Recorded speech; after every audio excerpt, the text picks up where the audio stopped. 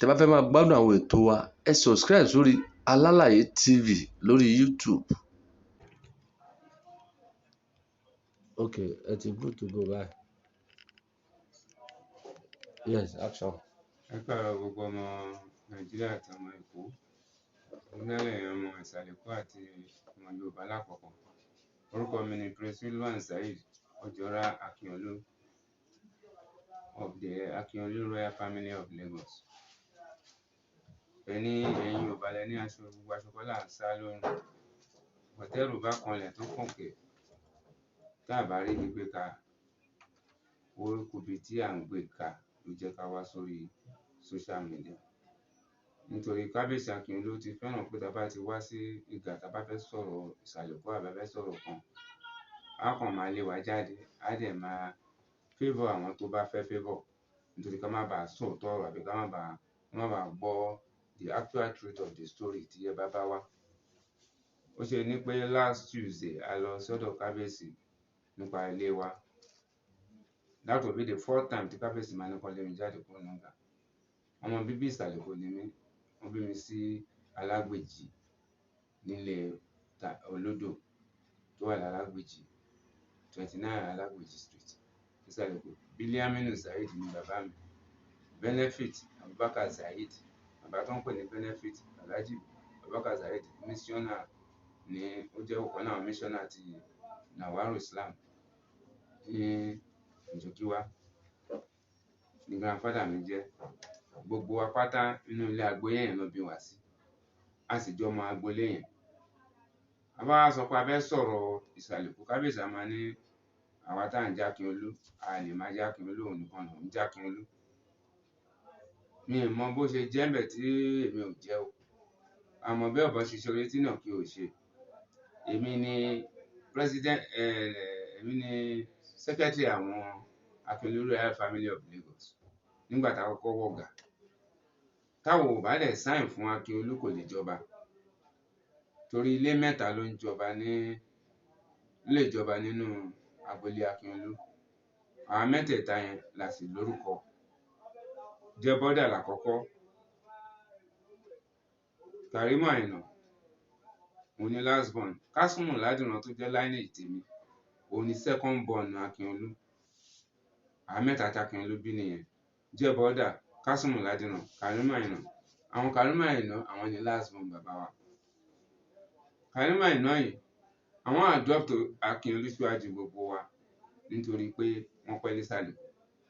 Doesn't mean gbà wá tó kù a lè jẹ́ Akiolu. Jẹ́bọ́dà lè jẹ́ Akiolu, Kàrímù Àyìnà lè jẹ́ Akiolu, Kásùmù Ládìran lè jẹ́ Akiolu. Torí Akiolu compound ló ń pe agboolé Akiolu, ló ń pa agboolé wa Ìsàlẹ̀ Èkó. Kí ni Kábíyèsí Akiolu ṣe máa sọ pé àwọn ò lè jẹ́ Akiolu? Ṣé òun nìkan la Akiolu ni? Àwọn náà adopt ẹ̀ ní. Kàrímù Àyìnà lórúkọ bàbá wọn jẹ́. Tẹ́ bá wọnú Lagos State panel of judiciary of inquiry tí wọ́n ṣe 1970 something, judiciary of inquiry yẹn ló fi yé wa pé ilé mẹ́ta ní ilé Akiolu. Before then gbogbo wa náà mọ iye tá a jẹ́, but officially ilé mẹ́ta náà la tún jẹ́ ń bẹ. Àwọn mẹ́tẹ̀ẹ̀ta yẹn náà la lè jọ mọ Akiolu. Ṣé wàá sọ pé àwa tó kù a lè jẹ́ Akiolu? Àwọn olóyè dẹ̀ ń wòran, wọ́n sì ń wò kàn jẹ́ kó máa sọ pé àwọn ò lè jẹ́ Akiolu, òun nìkan ló lè jẹ́ Akiolu. Nígbà tá a fẹ́ wọ̀gà, ó ṣe wá ní káwa sign fún un. Àwọn ilé tiwa sign fún un. Ìyá bàbá níjọra òun ló sign fún òun. Torí bàbá mi sọ pé kọ́ńtọ́ lè sign fún un, ó gbọ́dọ̀ tọwọ́ bọ̀wé tí wọ́n mọ̀ pé ó burú. Gbogbo wa ń sọ pé ẹ má jà ṣe yẹn fún pé ó máa débẹ̀, ó máa débẹ̀ tó bá débẹ̀. Àtó débẹ̀ tó ń sìn, bàbá tó fi jẹ tó jẹ́ Mustapha Akànnì Akiolu, òun ló kọ́kọ́ bú, ló ń yájú sí. Ohun tó kọ́kọ́ fi bá mi jà nìyẹn. Mo ní báwo lẹ ṣe máa bú bàbá yẹn? Bàbá yẹn jẹ́ àgbàlagbà. Bàbá is over 90 nsìn, wọ́n lọ sí 100. Ẹ̀ ń bú bàbá yẹn. Àyẹ̀ sọ wípé ẹ lè máa bú lórí ẹbí. Kí ló lórí ẹbí ṣe fún yín? Kò pa yín lọ́mọ jẹ, kò ní kẹ́ má jọba. Kò dẹ̀ dictate fún yín rí. Ní kẹ́ bá fẹ́ ló máa dọ̀bálẹ̀ fún yín, ló dẹ̀ máa gbà fún yín. Àmọ́ ẹ máa bú bàbá yẹn, ẹ máa bú gbogbo wa, ẹ máa lé gbogbo wa. Nínú gbogbo ọmọ Ìsàlẹ̀ Èkó owó lẹ ti sọ́dọ̀ lówó. èwo lẹ ti sọ èdè èèyàn pàtàkì, èwo lẹ ti gbéga nù wa. Kò sí ilé royal family kan tẹ́ tún ṣe àfi kẹ́ máa bàjẹ́. Ẹ máa sọ pé àwò lè já Akínyẹlú. Kásùn Ládìran Akínyẹlú làwà. Kásùn Ládìran Akínyẹlú dẹ̀ lèmi. So mi lè change orúkọ mi pa nínú national ID card mi, nínú gbogbo documentary mi, nínú gbogbo ọ̀rọ̀ tí mò ń sọ, Akínyẹlú ni mò ń jẹ́ ń bẹ̀. Why tó máa sọ pé a lè já Akínyẹlú? Tó bá nu palace ẹ̀, o lè máa halẹ̀, o lè halẹ̀ mọ́ wa lórí social media, a go viral. A dẹ̀ sọ fáwọn èèyàn bó ṣe jẹ́. Àìmọye ìgbà náà ti fẹ́ pa mí nítorí ọ̀rọ̀ ẹ̀ pé kábíyèsí ọmọ Ìbàdàn ni, wọ́n ní kò ń ṣe ọmọ Èkó. Àìmọye bí mo ti jà nítorí wọn. Síbẹ̀ náà appreciate wa. Èmi ni mo bá wọn jà nílé olórí ẹbí àná nígbà tá à ń jọba ní Apọ́gbọ̀n tá a ti ń ṣe meeting. Kò sí ní tó ń bá wa jà sí pé Akínyẹlú ò lè jọba. Màdá máa conclude meeting yẹn, gbogbo àwọn ọmọ tó fẹ́ jọba pátápátá ló wá bẹ̀. Akínyẹlú yìí nìkan ni ó wà. Àwa dẹ̀ defend ẹ̀. Wọ́n náà nìyẹn kò wá. Àtàwá defend yín. Àwa táwa defend yín la dọ̀tá yín lẹ́nu. Lẹ́rí wa gẹ́gẹ́ bí ẹni pa ń ṣèyàn. Elémi fraudster, ẹ má bà mí lórúkọ jẹ́. It's defamation of character kẹ́ máa sọ pé mo lọ forge orúkọ yín. Mi ò lo letter heading nínú ìgbà. Mi ò dẹ̀ lo letter heading anybody. Letter heading tí a ní nínú agboolé Akínyẹlú tí royal family ń ṣe meeting bẹ́ẹ̀, abẹ̀ láti ṣe letter heading tiwa lọ́tọ̀. A lè ṣe letter heading fún gbogbo ọmọ ẹbí, as kọ lẹ́tà sí gbogbo àwọn companies wà lẹ́kọ̀ọ́ yìí pé kán ràn wọ́n lọ́wọ́. But you keep on stopping them pé kán má fún wọn ṣẹ̀. Àfi wọ́n nìkan àtàwọn ọmọ ẹ̀. Wọ́n ń ṣe ilé ayé bẹ́ẹ̀ náà. Ẹ bàbá sọ̀rọ̀, kẹ bàbá Èkó sọ̀rọ̀. Kó yẹ máa dá nìkan jọ kán. Ẹ bàbá sọ̀rọ̀ náà. Òun nìkan ni. Mi ò jẹ́ ní látijọ́ tó ti wọ̀gà for past 20 years, 10,000 fún ẹni mo rí gbà lọ́wọ́ ẹ̀. Ìjọ́ta rẹ̀ lọ ṣe presentation of gift. Tí gbogbo ọmọ bá lọ 100,000 ló fún gbogbo àwọn ọmọ ọba mẹ́fẹ̀ẹ̀fà tá lọ present ní gift. Mo dẹ̀ wá nú wọn torí èmi ni mo design gift adé fún. Ṣé àtòfin jókòó nínú ìgbà tán ya kìnìún sí tó ṣe tí royal family Akínyẹlú royal family fún? Èmi ni mo design ni. Èmi mo dẹ̀ follow up ni mo paint ẹ̀ ni mo ṣe everything mo fi pọ́n ilé tàfi gbé lọ sí TVS tàfi ṣe coronation fún. Mi mọ ohun tí mo rà lọ́wọ́ bàbá yìí tó wá sọ mí dọ̀tá tó wá ń parọ́ ohun tí mi ṣe mọ́ mi. Wọ́n fún mi níṣẹ́ 50 million ní NNPC through lẹ́tà tí mo kọ ní Akínyẹlú royal family of Lagos. Mi dẹ̀ kọ orúkọ ẹ̀ sí orúkọ mi ni mo kọ sí. Mo dẹ̀ sign as the secretary of the family. Wọ́n dẹ̀ fún mi níṣẹ́ 50 million. Kábíyèsí ní kọ́n gbé fá ọmọ òun. Mo dẹ̀ lọ́mọ ẹ̀ yẹn. Ẹ má bínú láti Alálàyé TV náà ni. Ìgbà tí wọ́n fún yín iṣẹ́ yẹn tí wọ́n gbà lọ́gbẹ́ fábúrò kí náà compensate yín? Kò compensate mi ní kọ́bọ̀. Ọmọ ẹ̀ ló ní kán gbé fún. Ọmọ ẹ̀ ló ní kán gbéṣẹ́ yẹn fún. Kò dẹ̀ wọ́n fún mi ní kọ́bọ̀. Ṣé ọmọ wọn ò dẹ̀ pè yín òun náà béèrè? Kò sẹ́ni tó béèrè mi tó béèrè dì sí mi ò dẹ̀ béèrè. Ọmọ wọn dẹ̀ mọ̀ pé ẹ̀yin lẹ bid fún iṣẹ́. Orúkọ family mo fi bid ẹ̀ wọ́n dẹ̀ fún mi. Ó dẹ̀ gbé fún ọmọ ẹ̀, ó ní kán gbà lọ́wọ́ mi kán gbé fún ọmọ. Ó wá ní mi lọ́n forúkọ ń gba nǹkan, mo ní mi forúkọ yín gba nǹkan. Ẹ̀yin nìkan kọ́ lẹ̀ ń já Akínyẹlú. Ọba Akínyẹlú of Lagos, Ìgbàlúgbọ̀nràn Palace, ó yàtọ̀ sí Akínyẹlú royal family of Lagos ní letter heading. A dẹ̀ forúkọ yín ṣe orúkọ Akínyẹlú royal family la fi ṣe. A dẹ̀ fi kọ lẹ́tà sí gbogbo àwọn ọmọ wa. Wọ́n fi ń gba iṣẹ́, wọ́n fi ń gba supply, wọ́n fi ń gba kan fún wọn. Gbogbo àwọn àbúrò yín tó gba iṣẹ́ pé kán gbà lọ́wọ́ wọn kán má fún wọn mọ́. Ìgbà tí ọ̀rọ̀ yẹn ṣẹlẹ̀ fi tọ́ wọn bí àwọn èèyàn tó jẹ́ àwọn. Olórí ẹbí bá sọ ó yarí. Bàbá Mustapha Akínyẹlú bàbá dáadáa ó bá sọ ó yarí kò gbà sí lẹ́nu. Ó ní kó yọ mí kúrò ní secretary. Ó ní kó yọ mí kúrò nínú royal family. Wọ́n dẹ̀ ṣe meeting ní royal family. Àwọn royal family láwọn ò lè yọ mí kúrò ní pé torí Akínyẹlú royal family ló send mi wá sí the central royal family of Lagos. Ìgbà ṣọ́wá yọ yín àbí wọ́n retain yín? Àwọn láwọn ò lè yọ mí, wọ́n yọ mí bẹ́ẹ̀ torí wọ́n ní mo wúlò fáwọn bẹ́ẹ̀. A jọ ń ṣe meeting ni. Yín tí kábíyèsí ṣe fẹ́ kán yọ mí ni pé mo bi kábíyèsí ńgbà tá a wọ̀ ọ̀gá pé kábíyèsí àwọn ọmọ ọba kí ló fẹ́ jẹ kí ló máa mú. A lè máa wá tọrọ owó lọ́wọ́ yín gbogbo ìgbà. Àwọn ilẹ̀ ọba tó jẹ́ ilẹ̀ wa ẹ jẹ́ káwọn ọmọ ọba kó máa control ẹ̀. Kán jẹ̀ máa mú ti yín wá, kán máa mú ti ṣàkọọ́lẹ̀ tàwọn olóyè fún wọn, kán mú ti àwọn ọmọ ọba fún wọn. Ó refuse ẹlẹ́ẹ̀lì fún wa. Kí ni àwọn nǹkan ilẹ̀ náà tí ó jẹ́ ti ìjọba?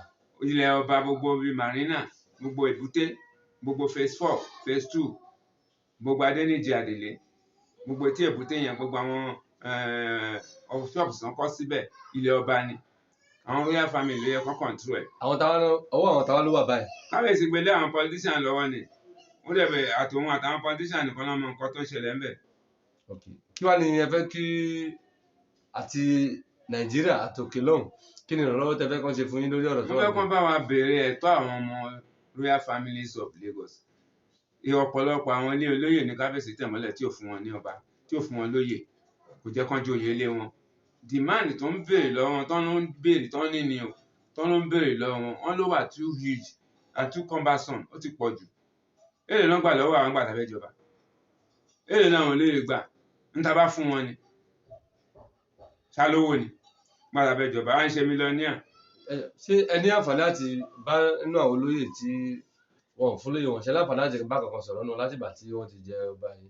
àwọn olóyè ń bẹ̀rù ẹ̀ wọn ò lè bọ́ bá sòtọ̀rọ̀ gbogbo olóyè tó ń bẹ̀rù ẹ̀ wọn ò lè bọ́ bá sòtọ̀rọ̀ nítorí pé ó máa yọ wọn àbí kó máa threaten wọn àbí kó máa fún wọn ní salary kó lọ block salary wọn ní fitancy gbogbo nǹkan bẹ́ẹ̀ ló ń ṣe fún wọn. kò sí olóyè kan tó lè bọ́ bá sòtọ̀rọ̀ kábíyèsí òun gbà ní tóun bá fẹ́ ni ọba túláàsì ló ń ṣe léwa lórí nílẹ̀ sàlẹ̀ kù. àwọn aráalé náà ń gbọ́ yín ẹ bá dẹ̀ ṣe máa parí live yìí mo wà very sure bó máa dé àti Nàìjíríà àti international gbogbo ẹ̀ ló máa dé so ẹ máa. ọ̀rọ̀ kù nínú mi àmọ́ tó bá yá a máa sọ a lè sọ gbogbo ẹ̀tàn lẹ́nu díẹ̀ díẹ̀ la máa sọ àwọn nǹkan tó ń ṣe fún wa tí ò tẹ́ wa lọ́rùn kó choose olórí ọmọ ọba míì kí gbogbo àwọn ọmọ ọba ká lẹ̀ pọ̀ ká máa ṣe pọ̀ àtàkìṣemọ́yìn àti dòsùnmọ́ àtàkínolú àti gbogbo royal families of Lagos 6 royal families of Lagos kò sí tó má ní ká máa ṣe pọ̀ property ta dẹ̀ ní nísàlẹ̀ Èkó àti ní gbogbo Lagos Island yẹn ó ju nǹkan tí a lè máa lọ fi tọrọ jẹ ọ̀pọ̀lọpọ̀ ọmọ wa ló wà lábẹ́ bridge tó ń ṣe union ọ̀pọ̀lọpọ̀ ọmọ wa náà ríṣẹ́ náà rí wọn rí bí wọ̀ tó ń wá tó ń ṣe ọ̀rá ìsàkiri wọn bílíọ̀nì àdé ni wọn kò yẹ kó máa ṣe bẹ́ẹ̀ gbogbo nǹkan tó yẹ kó fi jẹun kábíyèsí kò dání ó kò fáwọn politician kò já rí lò. èmi náà wá fẹ́ bí ọ̀rọ̀ kan lọ́wọ́ yín báyìí à ń gbọ́ àwọn awuyewuye kan lórí ọba wọ́n ní wọn lẹ́tọ̀ọ́ sọ́ba wọ́n lẹ́tọ̀ọ́ sọ́ba pé ìlú kan ni wọ́n ń sọmọ Èkó ṣé lóòótọ́ ni. irọ́ tó jìnnà sóòótọ́ ni àwa ti jà fún kábíyèsí Akínolú láì mọ ìgbà nípa ọmọ Akínolú ni ọmọ ìsàlẹ̀ Èkó ni ó kàn lọ kàwé ńbàdàn ni túnú tó ṣe ní Ìbàdàn nígbà táwọn kan lọ rọ́ọ̀bù ṣọ́ọ̀bù kan tó lóun máa òun dẹ̀ dá wọn mọ̀ pé òun máa sọ wọ́n fẹ́ pa níjọ́ náà lọ́hùn ló ní wọ́n fi dá padà wá sẹ́kọ̀ọ́ àwọn ọmọ Ìbàdàn tí wọ́n máa ṣe yẹn wà dọ́ ìlú ẹ̀ o lè máa wà ní Ìbàdàn kó máa di tètè báwọn tó bá wọn làwọn máa ṣe ló fi padà wá sẹ́kọ̀ọ́ àwa dẹ̀ dìfẹ́ǹdì ẹ̀ pé ó lọ skúlì ní Ìbàdàn ni kò ń ṣọmọ Ìbàdàn. ó ṣe wá jẹ́ ẹ̀yin tẹ́ ẹ ṣe gbogbo wàhálà yìí ni wọ́n wá fún yín lẹ́tọ̀ọ́ yín kí lẹ rò bó lè máa fà kí lẹ rò bó ń ṣẹlẹ̀. ṣeré àdánìkanjọpọ́n ló ń bá bàbá yẹn jà kábíyèsí Akínolú ó self-inclined ló wà it's too much self-inclined ìyẹn láti wà ó láti jẹ́ for the people by the people and of the people wọ́n yẹ pé kó máa ní àfiwọ́ àfẹ́mí àtàwọn ọmọ mi àwọn ọmọ ẹ̀ gan gbádùn mélòó náà ọmọ ẹ̀ ló ń gbádùn ìyàwó ẹ̀ kò lè bẹ́bí ṣe àwọn fámìlì ẹ̀ wọn lè bẹ́bí ṣe àwọn lè wá kí wa wọn lè wá ṣe nǹkan ká ní nǹkan sì kán wá kí wa ayé àtijọ́ nígbà tá a kọ́kọ́ wọ̀gà ní gbogbo à ń kóra wa jẹ là ń lọ káàkiri pẹ̀lú wọn all of a sudden ó blọọkì wọn ní wọn gbọ́dọ̀ dé òde wa mọ́ àfi ibi tó bá fẹ́ wọn lè bá wa ṣe a lè lọ béèrè wọn ká lọ kí wọn pé ìyàwó mi àwa kí yín olórí àníká wá wò yín ni a lè lọ béèrè wọn àwọn ọmọ ẹ̀ a lè súnmọ́ wọn a lè bá wọn sọ̀rọ̀ nítorí pé àlòwò lọ́wọ́ bàbá lówó lọ́wọ́ alẹ́jọ́ lọ́rùn àwa aládẹ sáìn fún yín tẹ́fi débẹ̀ bí Kásímù Ládùnú ò bá sáìn wọn ní múlé wa wọn ní múlé Akínolú wọn bọ́ sí agboolé mi ni wọn lọ mélòó ni. ẹ jọ̀ọ́ ẹ dárúkọ àwọn agboolé mẹ́fà tó lẹ́tọ̀ọ́ sí tẹ̀sán lẹ́ẹ̀kan ẹ bá dárúkọ lẹ́ẹ̀kan sí ẹ ti lọ́rọ̀ wà nù yín pé àsìkò tí ìyá so máa fẹ́ kẹ́ ẹ dá dúró báyìí tẹ́ bá dárúkọ àwọn agboolé yẹn tán máa fẹ́ kẹ́ ẹ dá dúró báyìí náà ká tún máa tẹ̀síwájú later. Màá dárúkọ àwọn agboolé yẹn fún yín but lọ́wọ́ tí mo wà ń sìn I'm very tense. Cannot mention all of them but màá fún yín ní díẹ̀ nínú ẹ̀. Dòsùnmú, Akéṣemọ́yìn àtàwọn tó kù wà, àtàkínyolú àtàwọn tó kù, màá dárúkọ wọn. But I'm so tense now that I'm not happy. Okay. And I will just tell you that in the next program that I'm actually, màá sọ orúkọ gbogbo àwọn tó kù fún yín. Okay. Ẹ dẹ̀ lè interview àwọn yìí náà kí wọ́n á béèrè lọ́wọ́ pé kí ni benefit tí wọ́n rí láti inú ìgbà láti gbà yẹn. Ǹjẹ́ wọ́n lè wọnú ìgbà? Ǹjẹ́ wọ́n lè ṣe anything nínú ìgbà? Ìgbà tẹ́ pé nígbà tí bàbá pápá wà láyé ìgbà yẹn, gbogbo wa là ń ṣeré ńbẹ̀, à ń bá sọ̀rọ̀, à ń lọ bá gbogbo ohun tá a bá fẹ́, ó ń ṣe fún wa lẹ́kọ̀ọ́. Kò sọ́mọ ìsàlẹ̀ kankan tí bàbá yẹn ò ṣoore fún. Àìmọye èèyàn ló rán lọ ìlú òyìnbó, ló rán lọ Amẹ́ríkà. Eléyìí ẹ lè béèrè kíní ńlá lóhun ìjọba visa. Ok, wọ́n lówó wọn lọ́wọ́, wọ́n fẹ́ travel, wọ́n ti make paper wọn, ẹ ràn wọ́n lọ́wọ́, kò ní ràn wọ́n lọ́wọ́. Wọ́n ń wáṣẹ́, kò ní fún wọn iṣẹ́. Àwọn iṣẹ́ layman ló máa gbé fún wọn. Àbúrò ọmọ bàbá ẹ̀ tó jẹ́ ọmọ Èkó, màá sọ nǹkan tó jẹ́ fún yín fún. Tí wọ́n pẹ́ ó wà ní PAMSEC ló jẹ́ ní Federal Ministry ní òkè. Ó ní kó máa bọ̀ lẹ́kọ̀ọ́, kò ṣe wọ́n kọ́ fún ìgbà tó dé Kona. In our next program, I'll tell you what he did to him. Ó dà, ẹ̀yin ará ilé kò ní jù báyìí lọ fún ti wákàtí tá a wà yìí. Gbogbo dé lásìkò tẹ́ bá wà bí tẹ́ bá wà, ẹ login sórí Alálàyé TV lórí YouTube, kẹ́ subscribe. Ẹ máa gbádùn program yìí lọ, a ṣẹ̀ṣẹ̀ bẹ̀rẹ̀ ní, ó ti yé yín. So kò ní jù báyìí lọ láàárọ̀ yìí. Ẹ ṣé gan, ó dìgbà kan náà, ó dàbọ̀. Lórí Alálàyé TV bẹ́ẹ̀ bẹ́ẹ̀ ń lọ.